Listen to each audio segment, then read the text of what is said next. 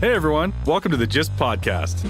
If you're tired of being comfortable and want to take on living life from the context of 100%, fuck yeah! Join us each week as we share lessons we're experiencing in this crazy game called life. We invite you to play along and get your shit together. Take responsibility for how your life is currently going, and at the same time, take on new, fun, and sometimes crazy shit. We promise to challenge your thinking by being vulnerable, authentic, and straight up with what we're dealing with, what doesn't work, and what can.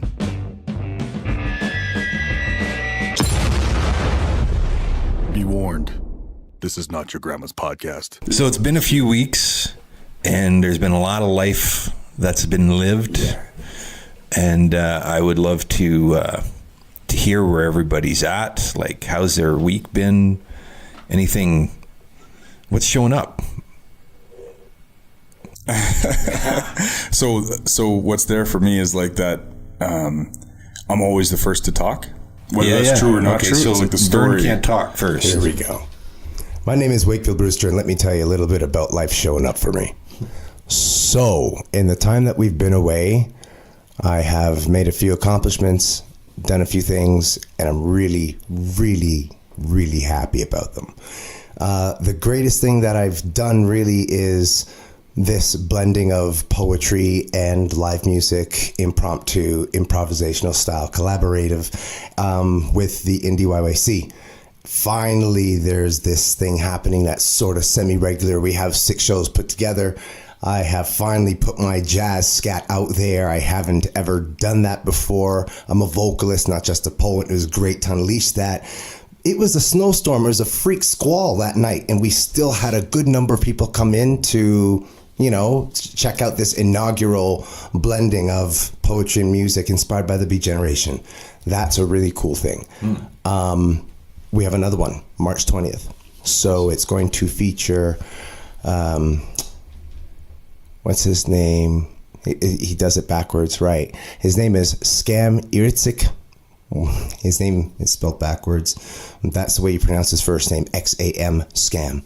So he will be our featured performer. He's going to be a guy who's polar opposite of anything that you see that I do, which is what we're looking for. We're having very diverse poets get up there.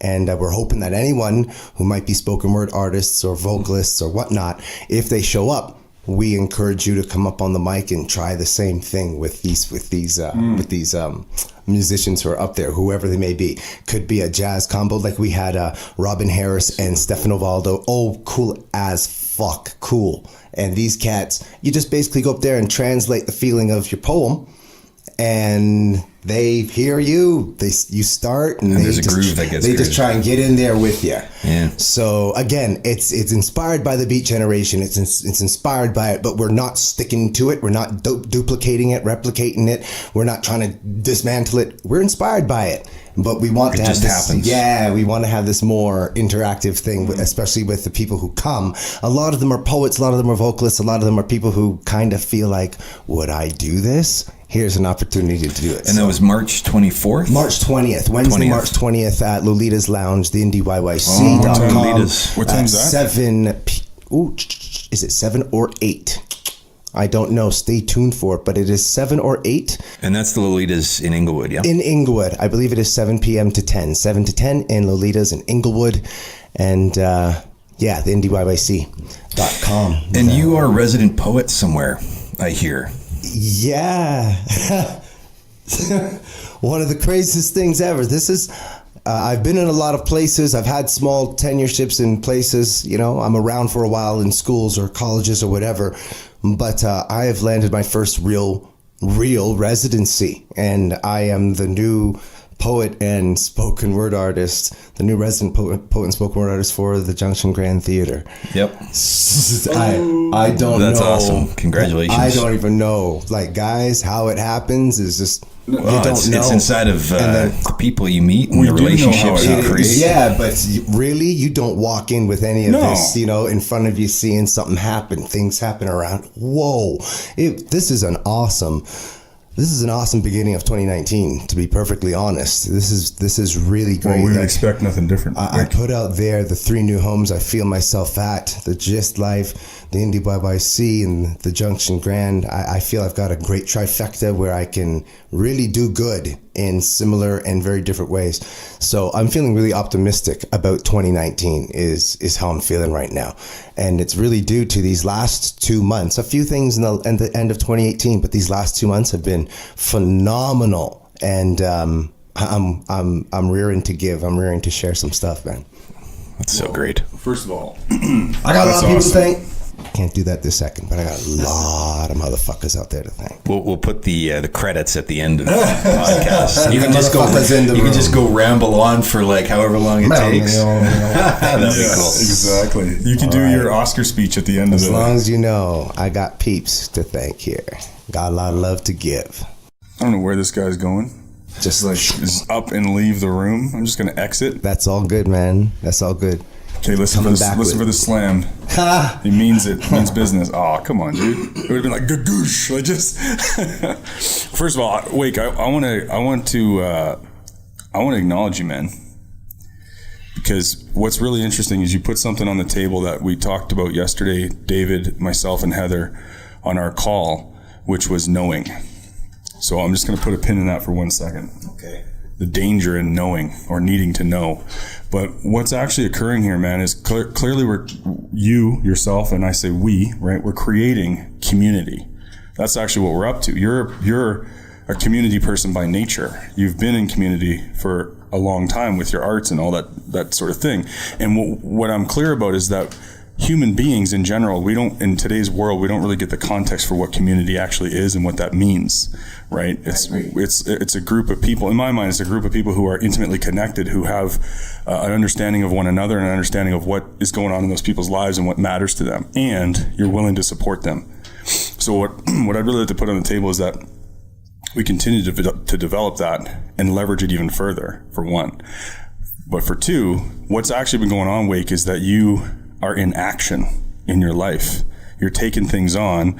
You're showing up when you're called on. You're putting yourself out there. You're reaching out. You're actually in action. And I know that there's also some of your own growth and development that's occurring here inside of different accountability structures, different ways of communication, right? I know that stuff's been happening back and forth between you and David. And just, I think by virtue of being in the environment, we're actually getting things from you and you're getting things from us. And that's just creating absolutely more of all of that, man. So I'm just really absolutely excited for you and inspired the first by of that trifecta was here at the Gist Life. This was the first of the 3 great things. Getting back on a mic. Something got ignited. That was just enough. Like, honestly, there's a part of me that's like, I don't care what the fuck happens in there. It's on the mic and it's in this environment. So just that feeling that you can get that you can't get anywhere else, well, how else can't you carry that along? Right. And that is why the show must go on. The show must go on. Why we're here on a Saturday, and I'm not saying fuck it next week, because the show must go on. That's like a workout. You get pissed off at yourself. End of the day, you don't do that workout. You're like, I could have done that fucking workout. I could have fucking just done that. Right? Yeah, and it was actually simple. Yeah. But we made it really complicated. Yeah. So I'll do a check-in, and I want to hear from your check-in as well. But I just want to put this on the table because I wrote it down. But what do you remember from, in your words, what Heather talked about yesterday in terms of like knowing or needing to know? Remember that conversation? So remind me. So she was talking about Jim BF, her Jim BF. Yeah. Oh yeah, right. Yeah. So I don't know if she's going to be cool with me putting this out there, but we'll check in with her. But our friend, was smitten by this character, right? And what's interesting about it is that she created this person as something like, okay, there's that guy. The ideal. 100%. That is like this guy. This is how he is. This is what he's up to. This is probably what he does at home. This is what he does at home. This is what it'd be like if we were together. All that. Like, she's got it all sorted out. And now it's like building up the courage to go over and be like, hi, I'm so-and-so. Nice to meet you. Right? For a few years now, no? A while. But it's just that what's really there, though, is actually being paralyzed by the uncomfortable action to create whatever it creates. I don't know actually what it's going to create, but in her mind, she already knew how it was going to go. She built it up, and if I could only have the courage to like turn that key, this is how it's going to go. And then, you go over there and it doesn't matter actually what happens, but she realized that, it didn't go anywhere near what I thought it would go. And he wasn't actually who I created him as. But she was, without question in her mind, the degree of certainty that she had about that is going to go that way. Yeah. And it just wasn't the case. It wasn't the case. And then there was that discovery. And then there was the discovery of like, when I actually take the action and I'm not concerned about knowing or how it's going to go, I actually just have an intention. I take actions and then results get produced, right? Versus being stuck inside of unexpected results. Results. Yeah. Expanded and unexpected results, right? Well, that whole area of limbo that I think I'm hearing where people are feeling stuck. Listen, no matter what happens, it's probably temporary anyway. The uncomfortable moment that may occur before and after this stuck moment is probably going to be temporary anyway. Mm-hmm. So why try to just, I'm not going to throw a bunch of buzzwords and catchphrases out, but honestly, things are temporary. Sometimes the worst things are temporary, but you don't know. They sit in front of you. They get bigger in your head. You just got to move through things a little quicker, man. Like, honestly, not everyone can just jump in everything, but really, this thing before and after being stuck that you believe is going to be an uncomfortable thing, it's going to be temporary. Mm-hmm. Well said. There's a book that I'm reading right now called Eyes Wide Open. The gentleman's name is Isaac Lidsky, and I'll double check that. Have you guys ever watched Saved by the Bell? A long time ago. Aaron's shaking his head. Dude, I grew up on that shit. How old are you again, Aaron? 34. 34. How old are you? 34. Okay. 35 this year. So there's no excuses, Aaron. Sorry. I think the excuse is the show just never really captured my imagination. Yeah, no, that's fair. Yeah. I'm totally bugging you. Well, anyways, not to get down too much of a tangent, which we've been told we do here on the Just Life. He was a cast on the next cycle of Saved by the Bell. He was the he was going to be the new Screech. Oh, wow. Okay. Wow. Okay. And he ended up going through a significant life change in his world in that he was going blind. And his book talks about that whole journey. It is a remarkably inspiring and relatable book. One of the things that just came out for me is this context that was created between the Critic and the StrongMan. Have you guys heard of anything in that vein at all? So we've got two personalities. We have our Critic, and that person is going to give us the most compelling reasons as to why the idea or the notion that you are running will just not work. And then you have the StrongMan, and he's the guy or the girl who will continue to power through and is determined because of what's possible. And just inside of his journey and going through his blindness and starting to redefine what life was for him, there's this constant grapple between the Critic and the StrongMan. Now, the reason why I bring this up, in the knowing conversation, we have it that it's going to go a certain way. The Critic actually says it's going to go a certain way, and for good or for bad. But at the end of the day, it is who we spend the most of our time with.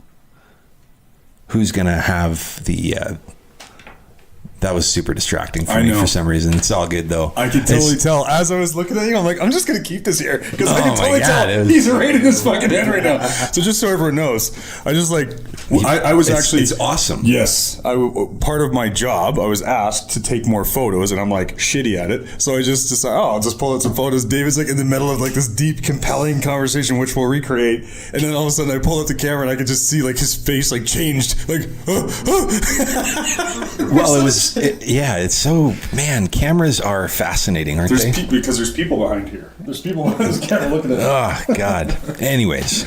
Sorry. So actually, let's just get regrounded in that. I actually have heard a bit about this, but I'm really not present to the conversation. I'm only just starting to get because I heard about it before. So I got the Critic. And then there's a StrongMan. And then there's a StrongMan.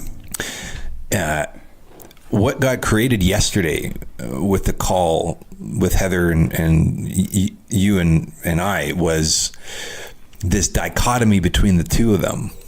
The critic, the resigned and cynical, unwilling to see what is available, what we can do, and just doubtful of the process. And then the other person who is pulling all of it up the hill and saying just 2 feet more. And does just anyone, 2 more feet. Does anyone not agree that that is absolutely the dichotomy that every day you must have? It's a balance. Like, it really is. It's nothing that I could find that's fault interesting. in. No, yeah, for sure. So okay, that's cool. Tell me a little bit more about. It just feels that way. Simple as that. That's like, just, if I don't have myself being my own worst enemy, being my critic, I'm going to blow some gas up my ass. I might all of a sudden start floating away with a balloon mind state, get an ego and fuck up. That if you are a person, I'm going to say an artist, I got to leave it in the arts. If you're looking to create something kick ass, whatever, if you're looking, whatever it is you're looking to create, if you don't within you have that somewhere, that line where you really do walk 1 foot on one side, one on the other, and that's the critic and the strongman, because there must be balance left and right through this whole thing. You're gonna fall off on one of those sides and shit will go wrong. Like, that critic and strongman must be there. It has to be there. It's the light versus dark, the good versus evil. It's the I most. can't find fault in being my own worst critic most of the time. It's really at this age, at this stage of the game, if I'm still being my own worst critic, hard, I think I've been in the game long enough to know, I should be this hard about this or whatever. I think I've learned to temper that critic. I've learned to corral the criticism a little bit. You know what I'm saying? That's the thing right there, though. That's what I wanted to point to, is there is an awareness of that balance and that dichotomy, that the what's real and what's not real. It's not just one. 100%. There's a balance between, because if you fall too far, like you said, if you fall too far on the critic side, really all you're doing is self-deprecating all the time and bringing yourself down. But it's like, oh, wait a second. No, there's some truth in my criticism. You lazy fuck. You're just looking hard. There's some truth in the criticism, right? It's like, oh, get out of bed, get to the gym, do your thing. Don't live into and be the lazy fuck. Just acknowledge the lazy fuck and move on. Get to the gym, hit the bag, that's it. Simple as that. I mean, when you use that analogy of fitness, it's like I keep saying, and I've said it, and I find I keep saying it because people keep asking. I say, you don't fit in fitness. That's how you get that's how you get successful with it. You dedicate the time and you stay motivated. Well, you might not be motivated. Just go. Well, and actually motivation comes out of it.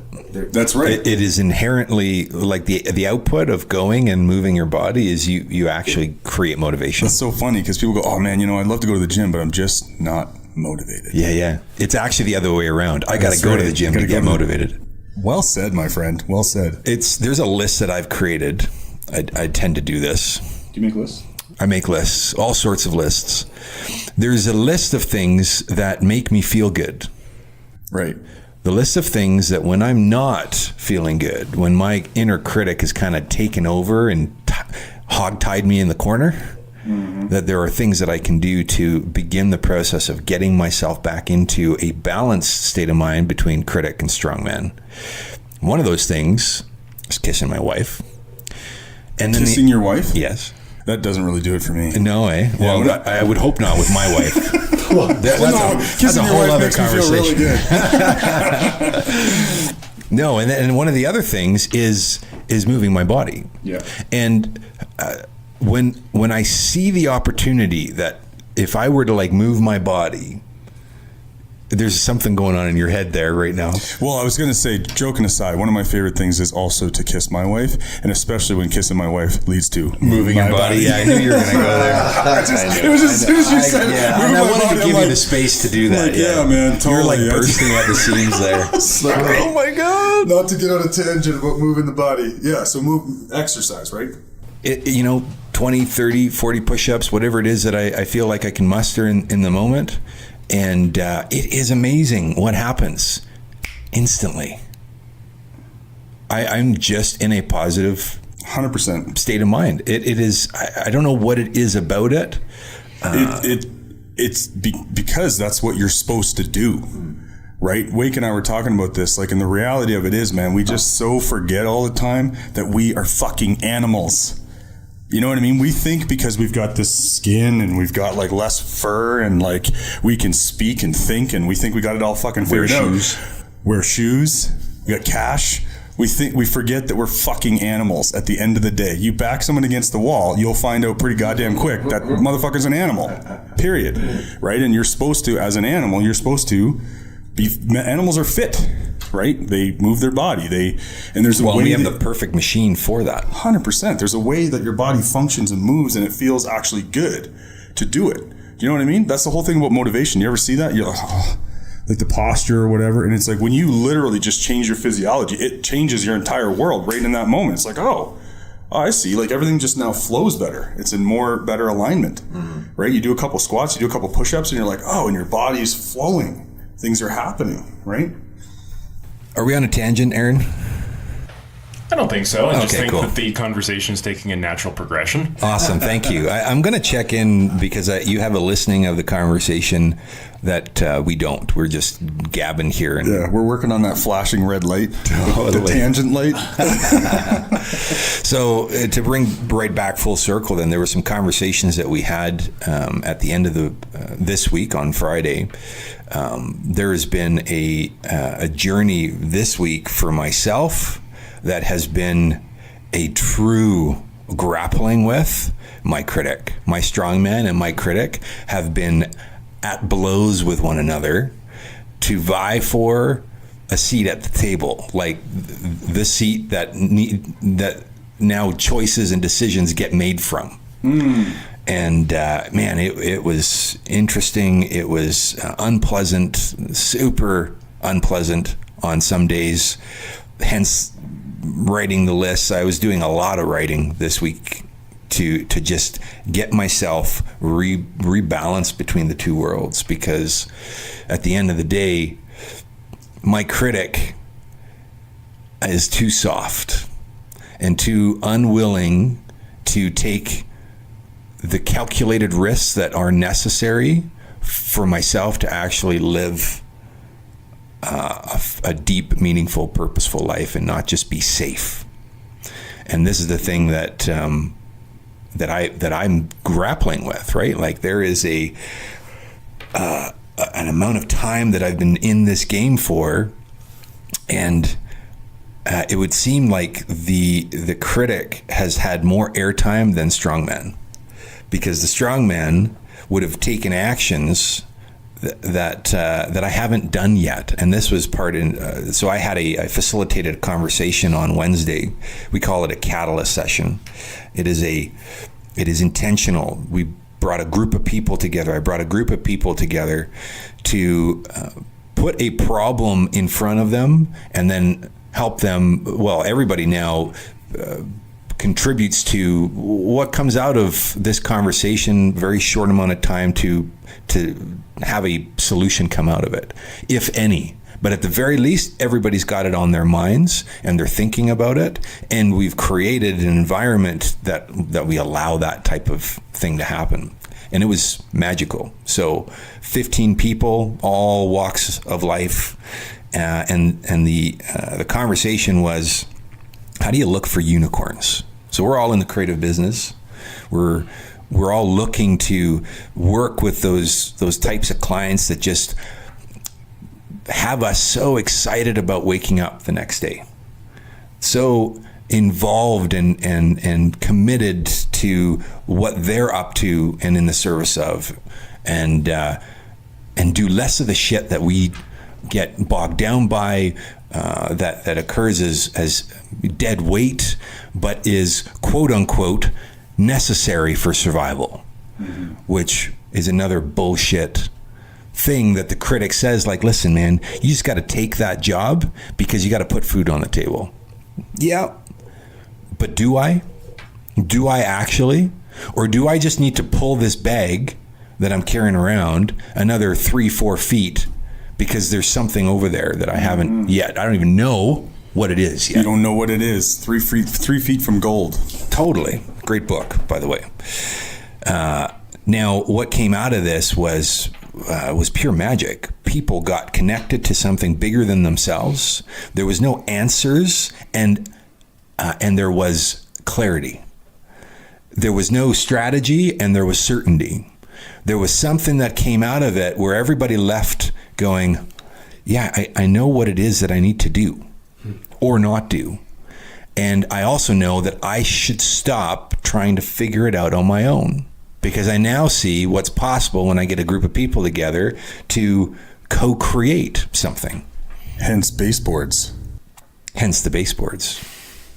Nobody knows what that is. We're not going to go on that tangent, but little just life inside. One of the things I'm going to leave with people is this thing that we distinguished, and that is seeking versus looking for something.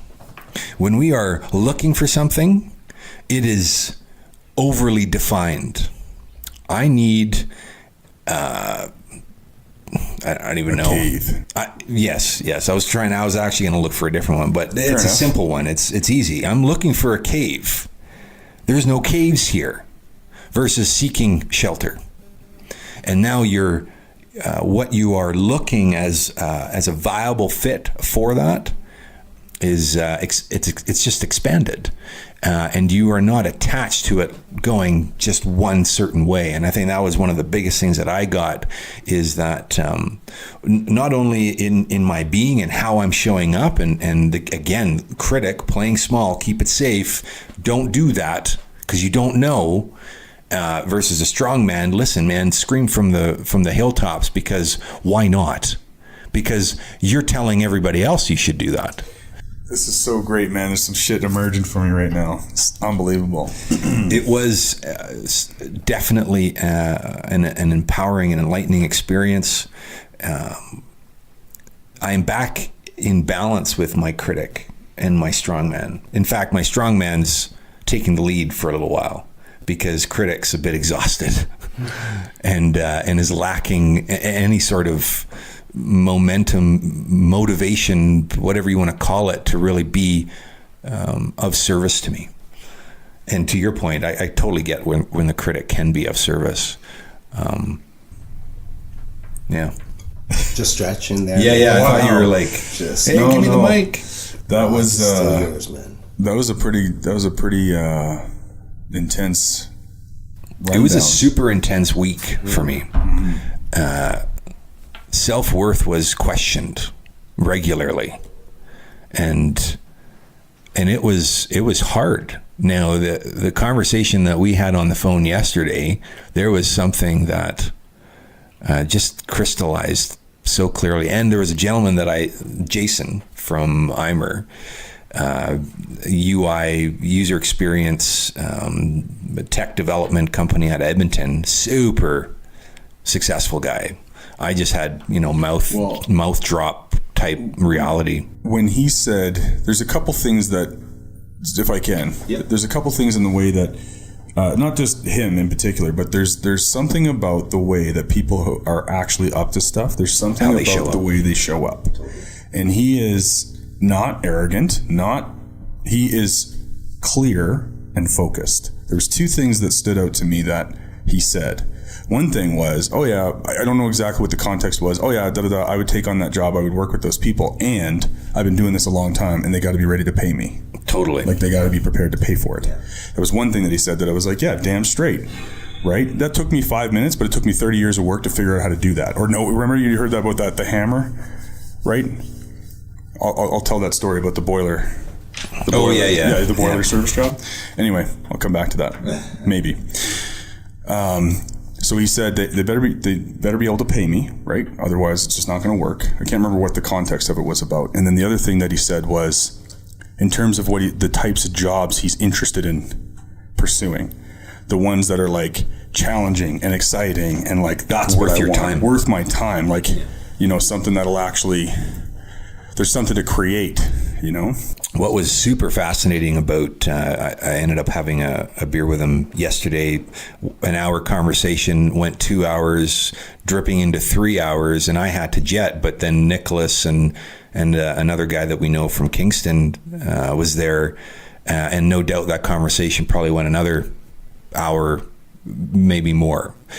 Those types of conversations are priceless because something gets created.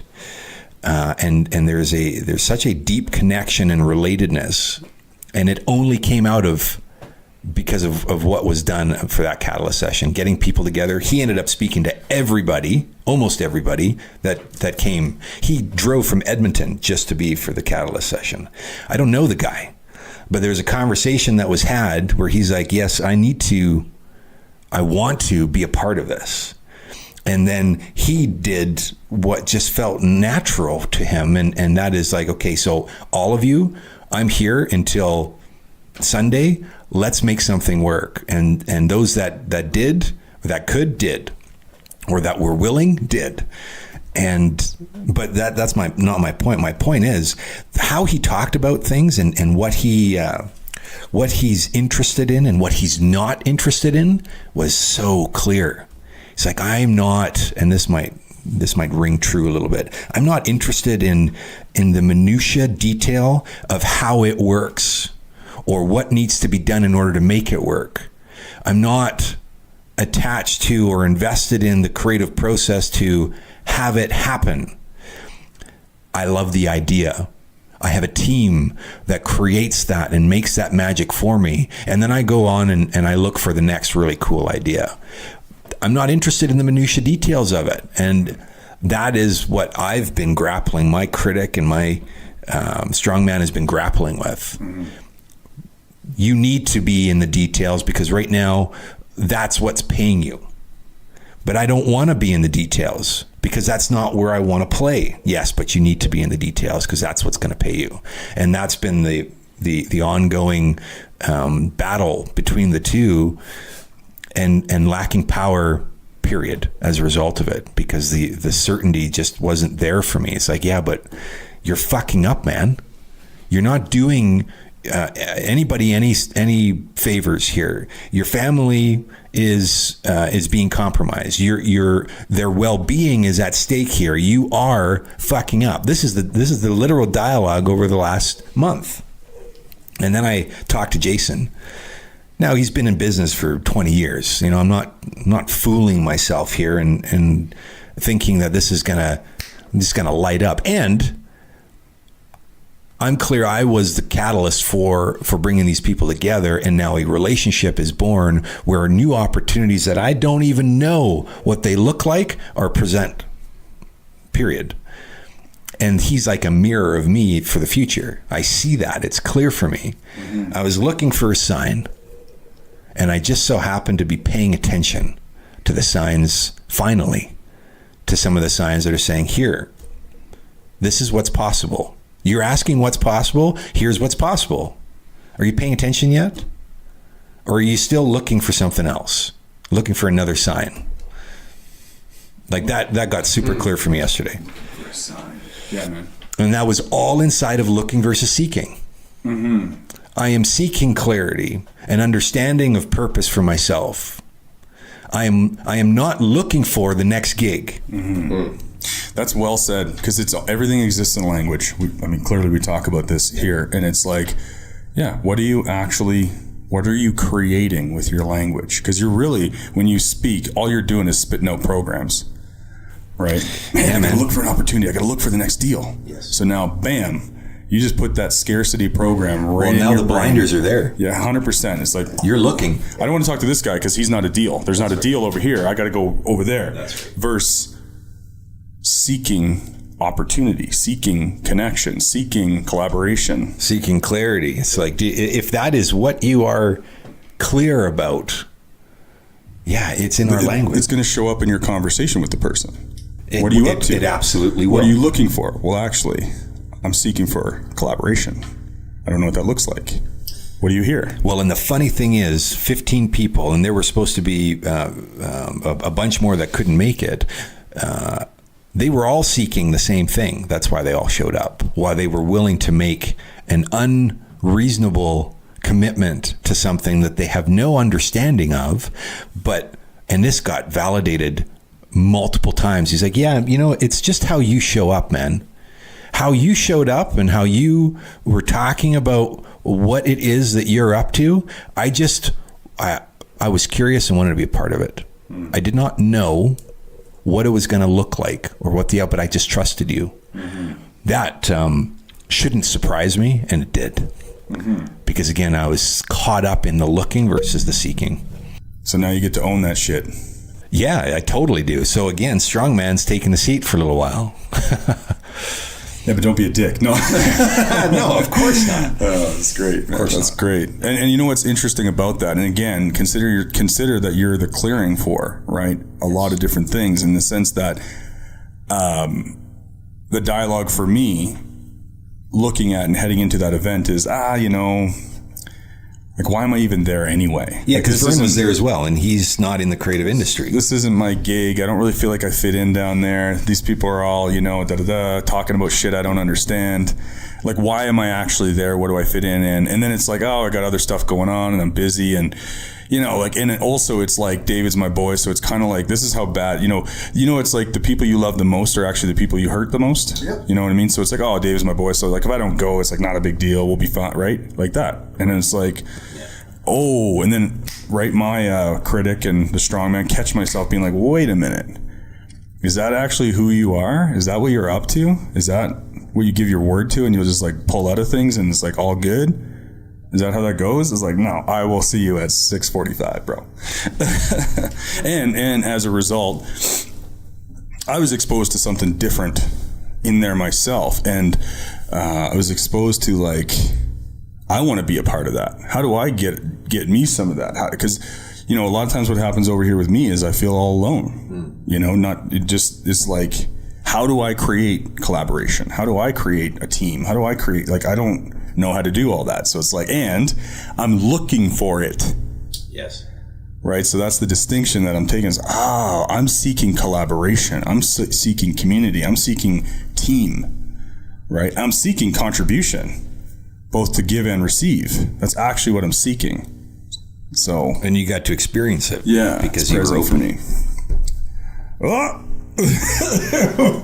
No bombs. No bombs. Earlier, David said something about doing what you're good at, and guys, the only thing I can say about doing what you're good at is, yes, there's a lot of life that you have to be minimally good at and just get it done and get by. Yeah. The world does not spend a lot of time at saying to you, hey, you're good at that, go be great. It doesn't. Really, it doesn't.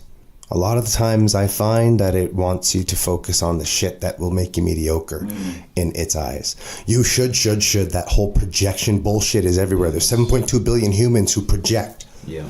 So a lot of us, when we get to that collective consciousness of Western thinking, I got to kind of narrow down how we think over here. That whole you should. We do a lot of projection. And people get caught up in that should. You know what you should do? Go be great at what you're good at already. Because then other shit will just come. I'm not saying it'll be easy. I'm not saying that's the recipe, that's the formula. Fuck everything No, there's the have to do's. But god damn it, man. Don't focus on other people's have to fucking do's. That's theirs. One of the things that we forget about is those quote unquote negative experiences, those things that we've come across and we've said to ourselves, I don't want that. Has provided you with an opportunity to look at what you do want, and then an opportunity to focus and seek out what you do want. And you would not know what you do want if you did not experience what you don't want. This is the balance between light and dark, good and evil, whatever you want to call it. You must experience what doesn't work for you to understand what you want. And that does work. And then you focus on that.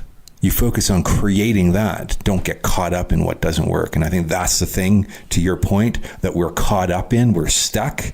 We're stuck in this perpetual, but I don't want that. Oh, man, I don't want that. I don't want that. And we're focused and we're consumed by what we don't want. We forget to look at and focus on what we do want. The other thing that's right there with me for that is that also the things that you don't want or whatever it is that you're dealing with, that's like the thing that you're used to, right? You're familiar with it. So that's why it's so easy to stay there. That's right. Sometimes people say, oh, you're staying in your comfort zone. Well, sometimes it's actually pretty uncomfortable. I like to refer to it as the familiar zone. It's like, I'm still uncomfortable, but it's familiar. So here's the thing. Consider that life is uncomfortable. So which type of uncomfortable do you want to And that's the enroll, point. Right? The point of life is to experience the uncomfort in order to see what else you can create. That is how it goes. That's what I'm saying, though. You can be uncomfortable in your smallness. Yeah. You can be like, oh, man, I'm alone in life and this and that and actions and procrastinations and blah, blah, blah. Or you can be uncomfortable in creating a whole new level, an expanded version of yourself that you actually don't know, you're not familiar with, and you have no idea what's possible. You usually don't get to that point fucking around with other people. You usually get to that realization when you're the fuck alone, though, and you know that, right? That's something I feel. When people are feeling that, when people get to that stage of creating something that is brand new, peeling off a new layer of themselves, that's because they've spent some solitude. Agreed. They've done some solitary confinement, you know? They've done some work, and that's why they have the moment. And most people see that as uncomfortable. That's right. And that's why many people, right? You're on your cell phone. You're in you're listening to music. You're listening to you're doing these things. Not that that's all bad, but there's very rarely, you're with people. You're at work. You're in traffic. You're distracted. You're very rarely actually alone with. But you're stuck looking. You're stuck looking. 100%. Right? Looking and scrolling. Looking and scrolling. What else is there to look at? Totally. Okay, so this is really great. I want to create a bit of a check-in because we're all very in a similar place. The week that I've had was very effective or productive. I like effectiveness because I can be productive and get dick all done. So my week was very effective, and I'm really clear that the way that I operate, the way that I manage my life and my things, the structures that I use are not adequate. They're not sufficient for the life that I'm creating. They're not sufficient for the game that I'm playing, you see? So there's a level of discomfort in there because there is like sand slipping through the fingers is how I describe it. But what really does that land, right? There's all this shit to do. And what I'm discovering for myself this week is that, oh, guess what? You're actually never, ever going to get all of the stuff done. Thank you. So you may as well accept that and actually get clear and present with what actually matters. What do I value? What are the things? What will make the difference? What will make the fucking difference? Yeah. Oh, man. And me getting out of life what it is that I want to get and contributing where I want to contribute. Make those things the priority. So that's been like what I got out of this week without getting into nuancical about the actual activities. So what are this is really good because I think it was necessary for us to get together as a group. It's been a bit, like I said, a bit fragmented and a bit inconsistent, and so to do this check-in is important for everybody to get up to speed with everybody else and what's going on. What are our plans to wrap this up? What are our plans for the weekend? What are we looking to set up for next week? Can I create something quick? Sure. First, you said something earlier, and here's what I'm present to. And even goes back to the conversation we had with Aaron about his baseboards, which I'll just leave that as a mystery for the listeners. But what do we do in life? How do we get things done? Right the fuck over here with me.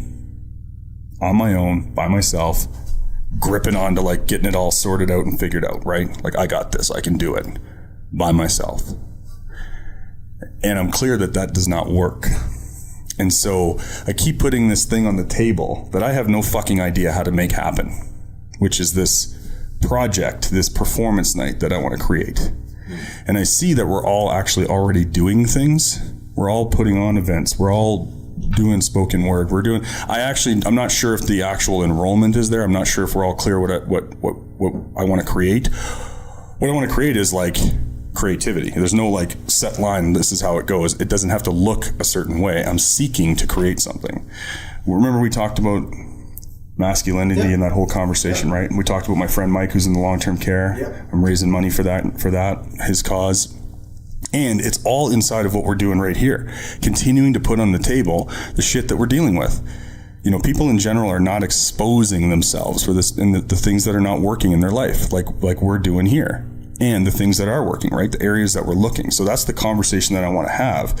And so what I'm looking at is, I'm looking for support and help rather than seeking contribution. So what I want to put on the table, and there doesn't have to be an answer here today, is like, how do I contribute to what you guys are actually up to? And what I'm clear about is that what goes around comes around. We'll actually be in the contribution of each other and we all benefit as opposed to looking for support. Yeah. Like, where's my support? Does that land? So even with your events, I'm clear that I still haven't made any of your events and I'm committed that doesn't occur anymore. Cool. It's like to be, well, no, but it's just that that's the thing, right? It's like, you know what? The way I see it is, I see it like this. People are busy. There are a lot of events. There is a lot of life. There are men, women, and children. There are families. There's a lot of shit going on. No, I got that. So I'm always good with not seeing familiar faces in familiar places. You know what I mean? I'm always cool with that. The reason I throw these shows is because I can't help it. The reason I do poetry is because I can't help it. This is how I contribute back to the community at large and to my artistic community and specifically my poetry community by running this mic. Mm-hmm. So it's always going to be on and hot as long as somewhere lets me run it. You know, it's one of those... It's how I can contribute, so don't you worry. It's always pumping out. You'll get there when you get there. I want to be clear about something here. I'm actually not worried. Okay, cool. Right? And what's there is that I care about you. Thank you, man. Right? I care about and you if too. you look at what actually matters and what you value in your life, am I spending the time and energy and attention in the places that actually matter? And in a lot of cases, the answer is no. You see? So I'm saying yes to things that are not necessarily creating what it is that I want to create. Things that you should be saying yes to. Right. And now, I'm that's a should that's a little different. Yeah. And I'm saying no to other things. Every time I'm saying yes to one thing, I'm saying no to something else. So I'm just putting on the table that I'm going to be more mindful of that. And I want to create something with you guys. I want to create something that has an impact and creates a ripple. You talked about this, the whole toxic masculinity. Like, if you want to know how you can contribute to my, let's say, poetic performance, artistic community life, it's by involving me in that particular project. Simple. Right. Well, that's what I mean. Maybe I should show up and support you with what you're up to. We can have a conversation. Maybe we can actually start to create a narrative and develop some awareness and a build-up. And all of a sudden it's like, yeah, this is what we're up to. This is what we're talking about. We've got some practice and some at-bats inside this conversation. We've generated. Get that you've got all the tools and all the resources available. No, that's the point, right? And the thing with that is that I feel over here, the critic is like, why don't you have it figured out? You got all the shit. Why don't you just go do it? And the reality of it is, okay, yeah, even though I got all the resources, I don't have all the answers. So what if I got vulnerable and said, hey guys, I don't have all the answers. How do we create this thing?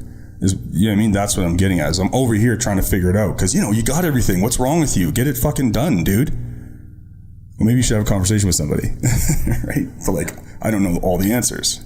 You know what I mean? What I would say, the first thing to do is to get that group, the group together to hash it out. Yeah. All the players that you want to have in the game, that is creating this performance night around toxic masculinity, get those players together, because I'm clear I wasn't finding the answer that I needed in finding my unicorn, and clarity and an understanding and what was now next naturally occurred when the group of people came together. I got that, yeah. And so you and I can have a conversation about what it looks like to get a group of people together. Let's do it. Because I happen to know you're quite skilled at it. Okay, cool. Thanks for that. I Thanks got my gents. my thing. All right, Aaron, we're done. I'm totally joking. So this was episode 57. It was really good, to Wake's point, to just get back on the mic and have the banter and have the conversation. I respect you guys. I love you guys. I really appreciate the game that you just show up at my house on Saturday mornings and you create with me, and we create together, and that is magical, and there isn't enough of that out there. So for you listening, who do you have around you that you would love to just create together with? And are you actually taking the step or willing to do the thing to get those people together, to start the process, not knowing how it's going to go, not looking for it to show up a certain way, but open and willing and just ready, right? Like, just take the action because you're ready. You're ready. Now I'm done.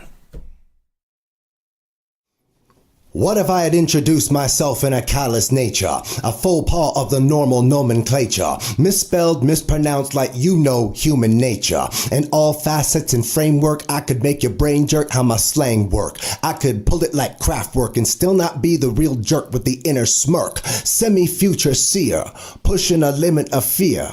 A poetic, prophetic Captain Kirk, lyrical space pioneer. Tell yourself that you are a being of worth, and wherever you walk, you will leave a positive imprint and peaceful vibrations behind you. Let my cryptic codes find you and be showered by a new knowledge. It is not unlike the fallout. A lonely voice will call out. A larynx in harmonious synchronization because the provocation was of a genuine sensation.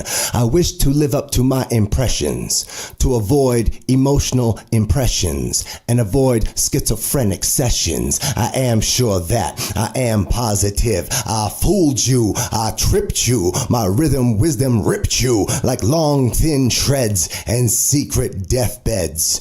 One day there will be yet another evolution, and this period will house many ideas and fanatical rants and tenuous moments and two hearts trying, a beginning, unending and dying, because I light candles and I have love. I bleed red and I cry tears, and I have been naked for all of my years, and I ask you all to look.